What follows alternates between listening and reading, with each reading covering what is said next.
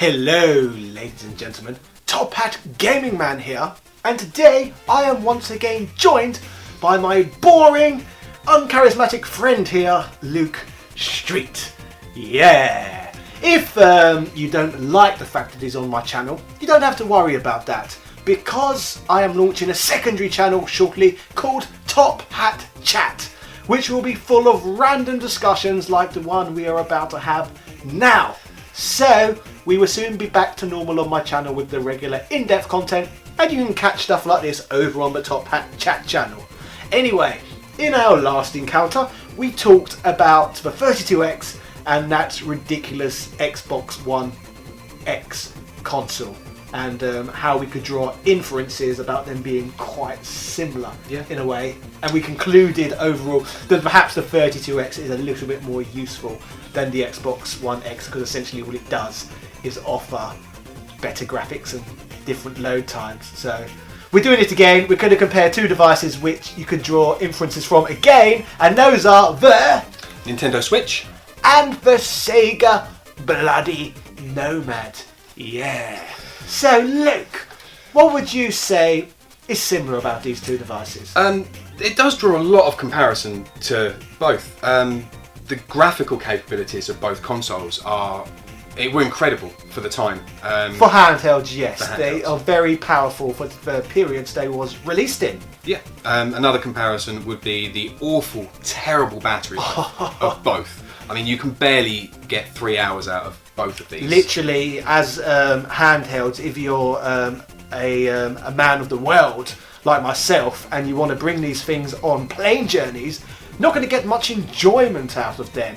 Because if you're like me and go to places like Canada, the United States, Australia, Cambodia, Thailand and places like that, you're not going to get much battery life out of these. So you would have been better with an original Game Boy, because the battery actually lasts longer than just a couple of hours. So really, as handhelds, they're not very functional. No, not at all. I mean, mine didn't even last me back from Spain earlier on in the year. Really? Yeah, it was awful. That was just playing Breath of the Wild. It was awful. Spain as well, for those in other regions of planet Earth, is only 2.5 hours flight? Yeah, about 2.5 hours. Yeah, not far from here at all, which is quite strange really, isn't it, considering how much people in the United States want to keep Mexicans out of their country, considering they're Spanish.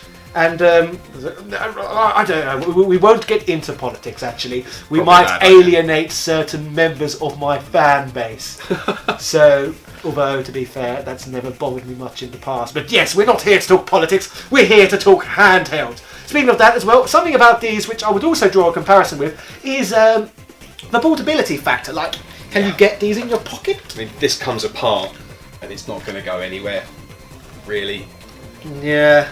This definitely doesn't fit in your pocket. I suppose the Switch, to be fair to it, is slightly more portable than the Nomad, but only slightly. Yeah. So let's talk about the games of these things as well. The Nomad, I believe, launched in 1995, exclusively in North America. So regions like Europe and Japan, they never got a Nomad at all. But the Nomad was released in 1995 with a huge library of Sega Genesis games available for it. I feel that's very similar to the Switch. As What way? The library for this, it came out with very few titles in itself, but you got a lot of Neo Geo titles on the eShop. Okay. It's all older games. There was never anything particularly current when it came out. So, yes, I can see what you're saying. So at first it was just for a few Neo Geo games.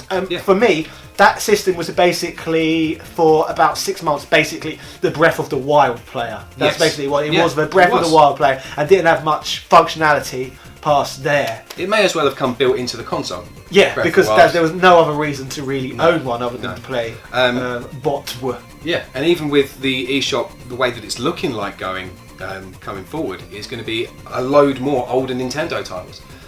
The same as what happened with the 3DS. Yes, the Wii U re-releases. So obviously, most of the games I've bypassed because I've already got them on the Wii U. So I'm not going to pay more for them again. That's another stupid thing people do, is buy the same games multiple times over for retail price, which is outrageous. Like Mario Kart 8 got a re-release. Yeah. Pokken got a re-release. Again, I bought both of those. Yes, but you're more... I skipped the Wii U and I skipped the Wii. Yes. So it was all brand new to me, which is a benefit, I suppose, of being a backwards and forwards gamer and skipping between different consoles, I suppose. Yeah, so basically, in terms of gaming habits, you're basically, I'd say, the average consumer? Yeah, So would you agree with that? Essentially, yeah. I buy a lot of AAA titles and things like that. Whereas I see through this corporate crap, and I'd say I'm more of a fine wine drinking, gaming connoisseur. I like the fine things in life, so for me, I can't digest much of that AAA tripe. That's like the equivalent of drinking, I don't know, a glass of Bucks Fizz or something crap. I like a bit of everything. I like to come round here and play on all of your old things that you have everywhere in this room. But I do like my new stuff as well. I think that there are benefits to the new stuff that you don't get from the older stuff. Yes, I'd agree to that somewhat. But again, we're going off track a little bit, so let's go back to the Nomad and the Switch. I would say let's talk about the big question now. Which of these is a better handheld? That's right. quite a toughie, isn't it? I mean, the Switch as just a handheld is almost the same. I think it's difficult to actually say which one is actually better. From a popularity standpoint, the Switch is clearly the winner. Like, this has got a lot of bloody hype around it, whereas this thing, on the other hand, very little. It bombed hype. pretty much, didn't it, when it came out? Although what's interesting, well, I find interesting anyway, when I was young, the Sega Mega Drive was extremely popular in the United Kingdom. And obviously, with this only being released in North America, it was kind of like a holy grail item, what no one could obtain. Like, people really wanted a Nomad, but they just obviously couldn't get it because it was for the Genesis games rather than Mega Drive games. So if you were going to pick one of these up today, what would you play? Okay, for me, the Nomad is the winner in 2017. Okay. Because the Nomad comes with an absolutely ridiculously huge library of games. The Nintendo Switch, on the other hand, has very, very few because the little bugger is less than a year old at the moment. Yeah. So, long term, the Switch is going to surpass the Sega Nomad, but at present, the Nomad still has the edge over it, in my opinion. Okay. So, that's what I would conclude, ladies and gentlemen. The Sega Nomad is currently better than Nintendo Switch. Sound bite that one, please, fanboys. I bet that will make you won't it? So, it's lovely to have you all watch. Cheerio!